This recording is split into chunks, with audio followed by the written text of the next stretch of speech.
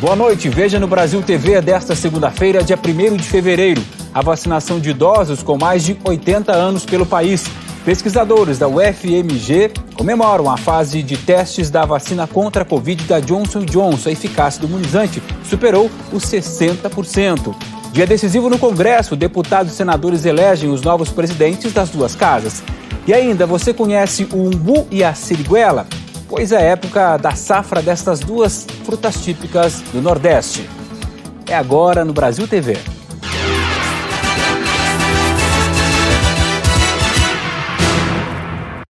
A gente começa o Brasil TV de hoje falando da vacinação contra a Covid-19 no país. No Rio de Janeiro, hoje, teve início a vacinação dos idosos. Os primeiros a receberem as doses são os maiores de 99 anos. A força no andador é de quem tem pressa. Aos 101 anos, seu Armando não via a hora de tomar a vacina. É uma questão de preservação de vida. Eu acho que é necessário tentar tudo para evitar cair na malha da Covid-19. Que fez questão de vir cedo, tomou banho, fez tudo cedo, porque queria ser o primeiro a chegar aqui, tomar logo a vacina. Minha mãe tem 92 anos, também vem na quinta-feira. Eles estão animados para poder tentar ter uma vida normal. Vida normal para dona Zuleide é ter a chance de voltar a frequentar a missa. Ela completa 102 anos no mês que vem. Saudade de agradecer a Deus, de ir lá na igreja, que aí eu posso ir. Hoje, a prefeitura começou a vacinar idosos com 99 anos ou mais. Segundo o censo de vacinação, só na cidade do Rio existem 1.100 pessoas nessa faixa etária. A campanha começou hoje, mas ontem o município já vacinou 5 idosos de maneira simbólica, representando o grupo que vai receber a dose durante essa semana. Entre eles, uma lenda viva. Eu sou Orlando Drummond, pioneiro da televisão e outras coisas mais, e me sinto muito orgulhoso. O artista de 101 anos, que tantas vezes fez o Brasil rir e se emocionar, mais uma vez serviu de inspiração. A agulha até assustou um pouquinho, mas seu Orlando nem reclamou. Outro gigante da nossa cultura também estava lá. Nelson Sargento, sambista e compositor, tomou a vacina ao mesmo tempo em que agradecia os aplausos.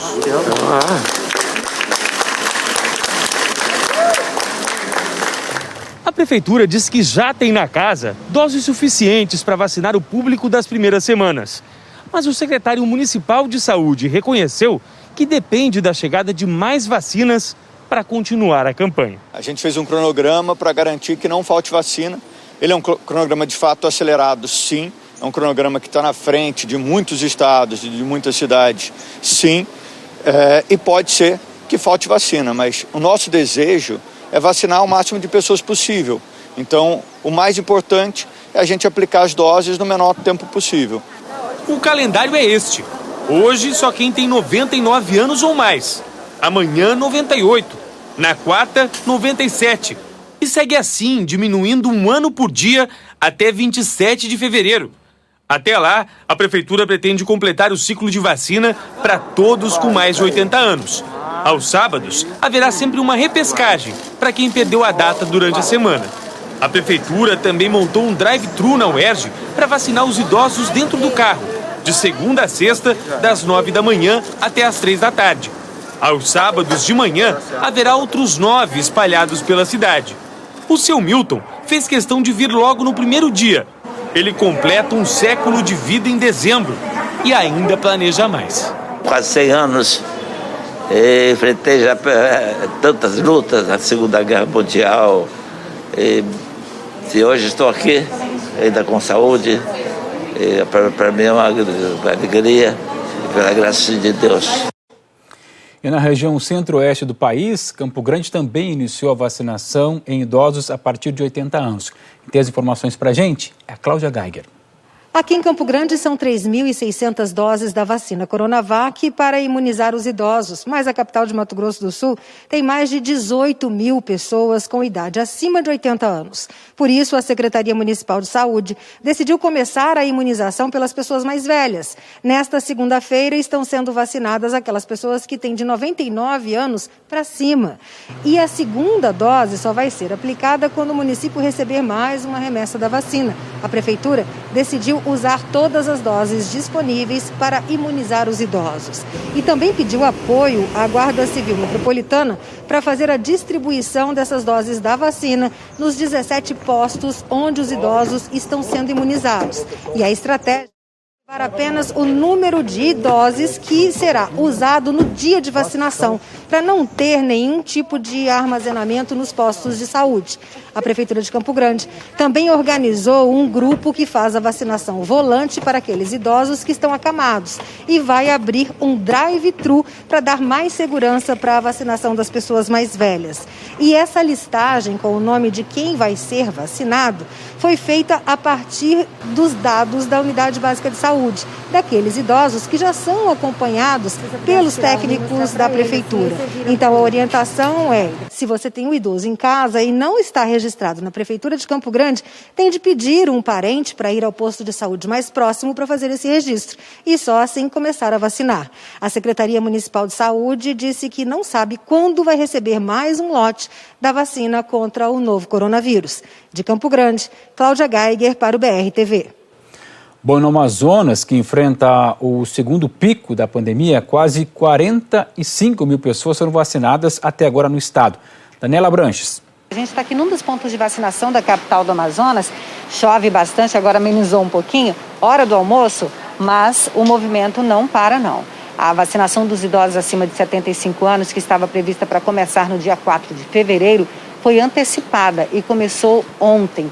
E então essas pessoas já foram neste domingo para serem vacinadas e elas a partir de 75 a 79 anos de idade podem ser vacinadas quem nasceu nos meses de março e abril e a partir de 80 anos, que está acontecendo também paralelamente, que nasceu nos meses de julho e agosto também estão podendo receber a primeira dose neste momento. Olha, além da vacinação, uma outra medida está tentando combater a circulação do vírus aqui no estado do Amazonas. É o toque de recolher que começou há uma semana. As medidas de restrições voltadas às atividades não essenciais, elas seguem até o próximo domingo, dia 7 de fevereiro. E para tentar dar um alívio aí às famílias carentes que foram economicamente afetadas pela pandemia, o governo do estado do Amazonas começa a pagar hoje o cartão auxílio, um valor de R$ 600, que está sendo dividido em 3 parcelas de R$ 200. Com a vacinação iniciando e também com todas essas medidas restritivas, ainda assim, o mês de janeiro registrou os piores números desde o início da pandemia aqui no estado do Amazonas. 13 cidades do oeste do Pará, que ficam perto da divisa com o estado do Amazonas, entraram no lockdown a partir de hoje. É uma medida preventiva depois que a região registrou 2 casos da variante brasileira do coronavírus. Em Santarém, por exemplo, não há mais leitos disponíveis para a Covid-19. A única UPA da cidade tem 53 leitos, estão todos ocupados. Existem pacientes na sala vermelha à espera de transferência.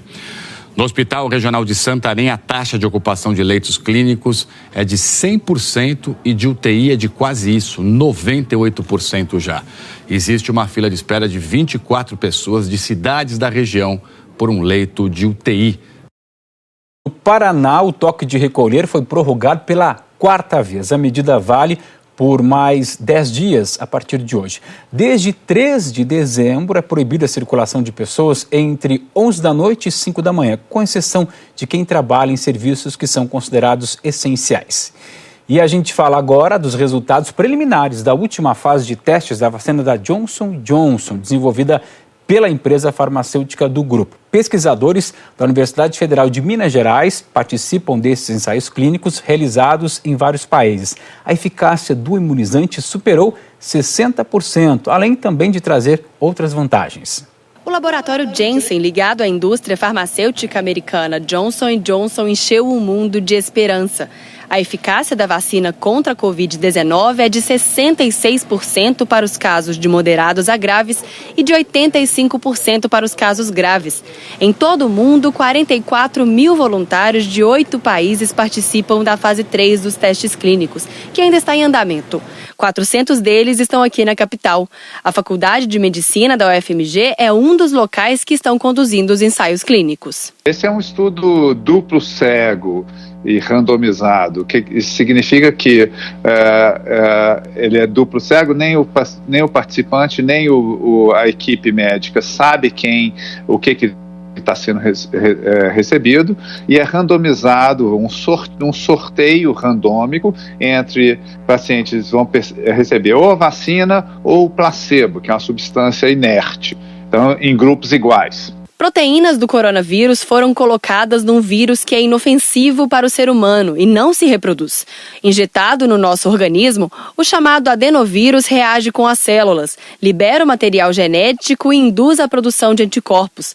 Quando a pessoa entrar em contato com a Covid-19, o sistema imunológico vai reconhecer parte do código genético dela e vai criar defesas que podem reduzir a gravidade da doença ou até imunizar a pessoa. O governo federal ainda não firmou nenhum acordo para adquirir esta vacina. Apenas demonstrou interesse na compra de 38 milhões de doses a partir do segundo trimestre deste ano. A grande vantagem da vacina da Janssen é que para imunizar uma pessoa é necessária só uma dose. Outro benefício é a eficácia da proteção em idosos. O Alisson é um dos voluntários que também não apresentaram nenhuma reação grave. Ele foi vacinado em novembro do ano passado.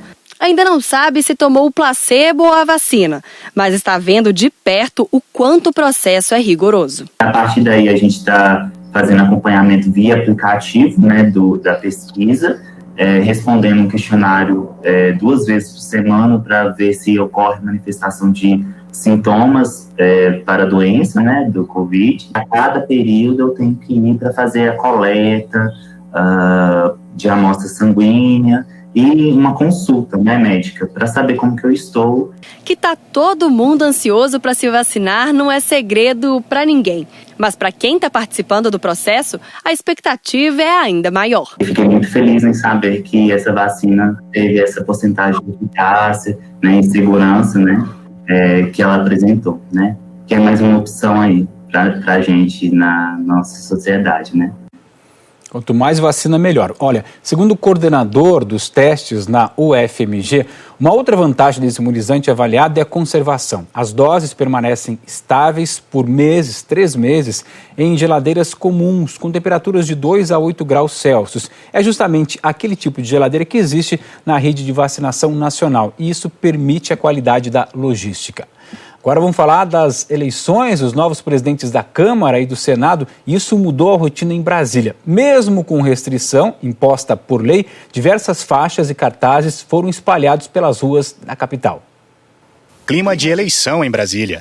Hoje serão escolhidos os parlamentares que vão comandar o Congresso Nacional pelos próximos 2 anos. Apesar de restrições previstas em lei, faixas e cartazes foram espalhados pela cidade, principalmente nas quadras com imóveis funcionais, onde moram deputados e senadores.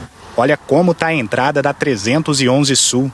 E é só atravessar a rua que na quadra da frente a situação se repete. Na 302 Norte o cenário é o mesmo. Teve até caminhão com painel luminoso. No final de semana, algumas faixas amanheceram rasgadas na esplanada dos ministérios, mas logo foram substituídas por outras novinhas. O trânsito na esplanada foi bloqueado ontem à noite pela PM, nos 2 sentidos, e os impactos já foram sentidos desde cedo. O bloqueio deve durar até o final do dia.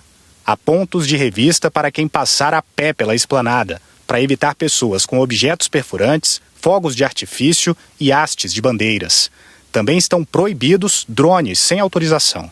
A eleição dos novos presidentes da Câmara e do Senado está marcada para hoje à noite. Apesar da pandemia, a votação vai ser toda presencial. A promessa é que os plenários vão ficar restritos aos parlamentares. Até agora, são 8 candidatos na disputa pela Câmara e 5 no Senado. São necessários 257 votos para vencer na Câmara e 41 para ganhar no Senado. O voto é secreto. Nós procuramos a administração do Plano Piloto, DF Legal, o Palácio do Buriti, para saber sobre a autorização para colocar essas faixas aí que a gente viu na reportagem, ou se haverá algum tipo de fiscalização. mas ninguém se manifestou. A cobertura completa das eleições na Câmara e no Senado você tem daqui a pouco no Jornal Nacional. Veja a seguir, a paralisação de ônibus expressos provoca no Rio aglomeração. Olha só a dificuldade hoje aí, a gente já te mostra.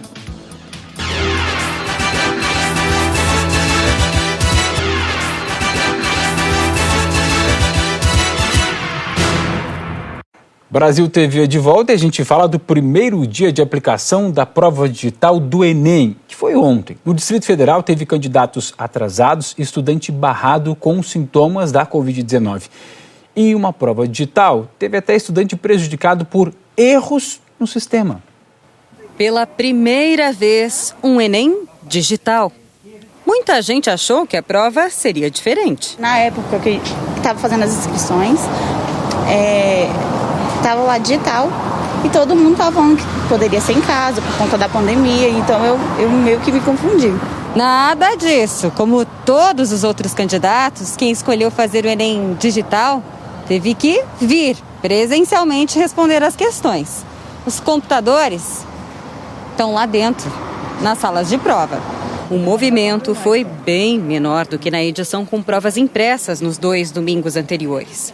Em todo o DF, pouco mais de 3.700 estudantes escolheram a versão digital.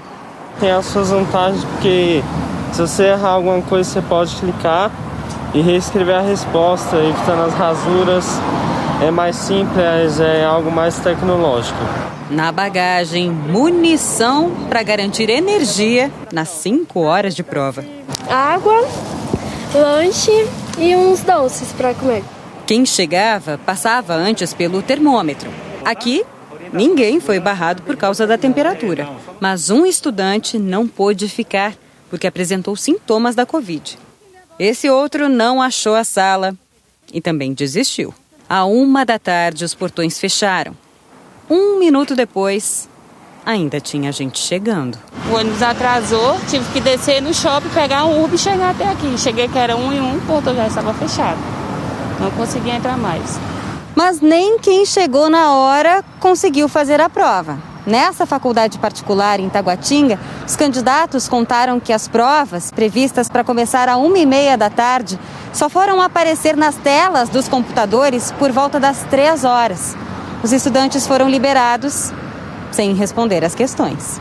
Eu fiquei triste, né? Porque estava preparada para hoje e precisa logo do resultado, principalmente com o coronavírus, que atrasou tudo já. Nessa outra faculdade particular, também em Taguatinga, as provas começaram na hora.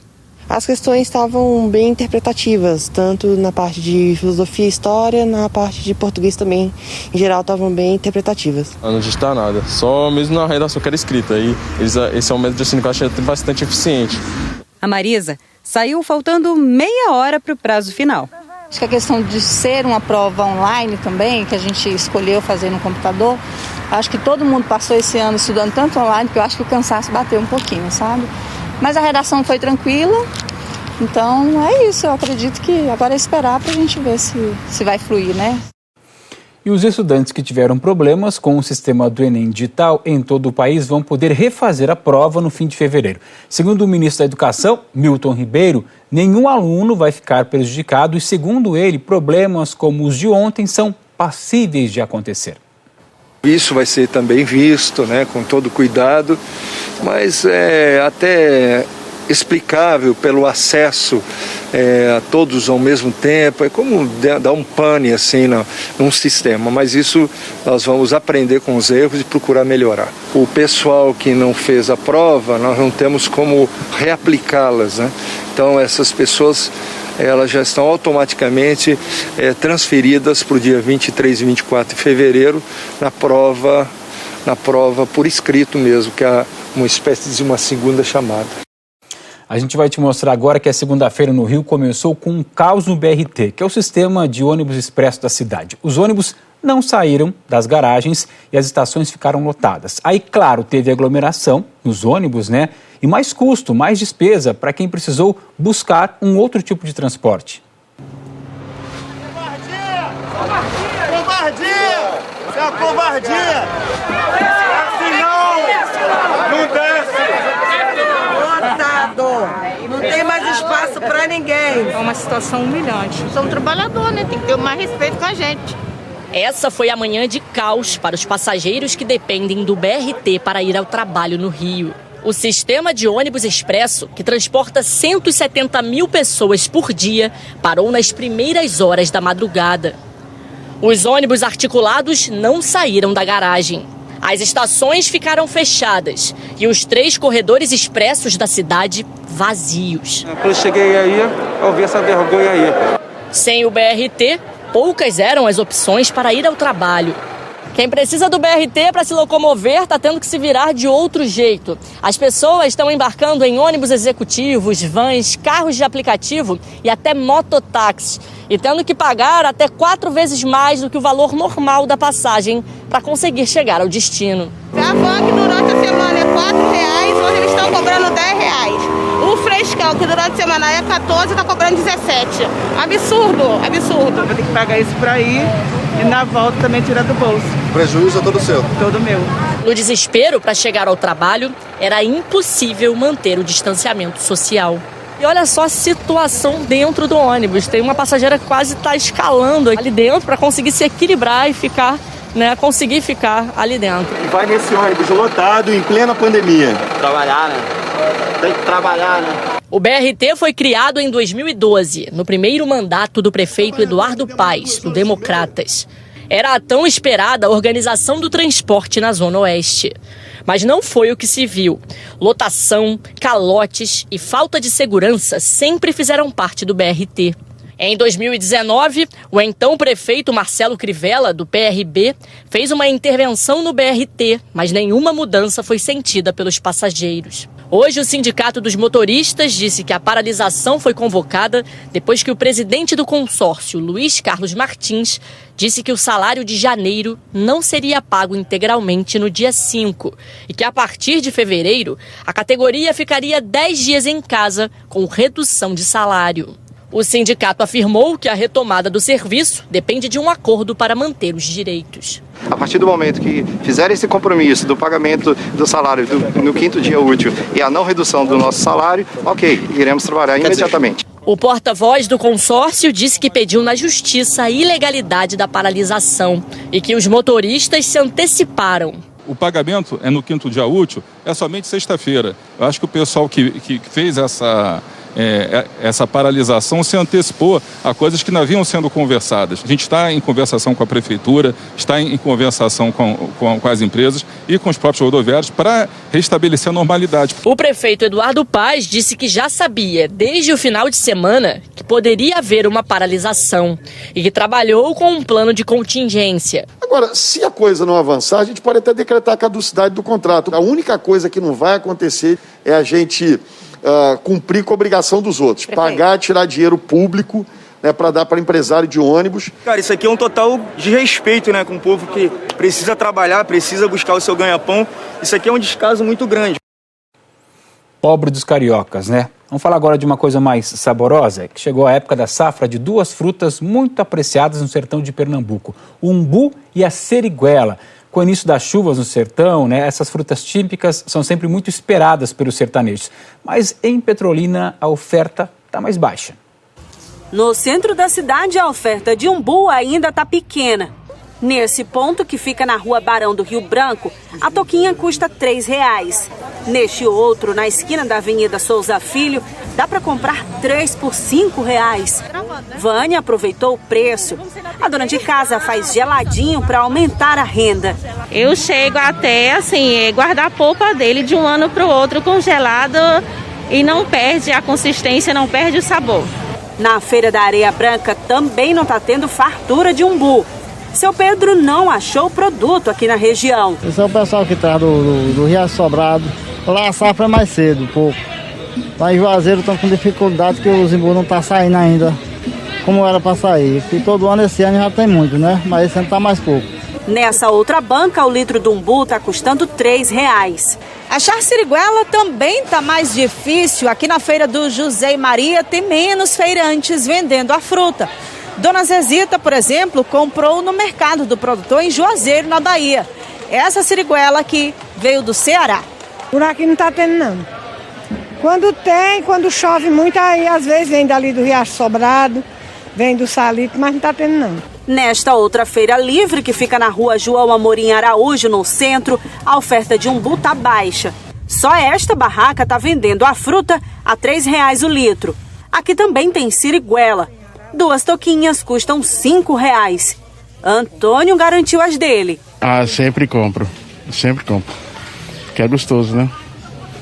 Um suco, hein? O Brasil TV fica por aqui. Outras notícias do Jornal Nacional, que começa às 8h30 da noite, horário de Brasília.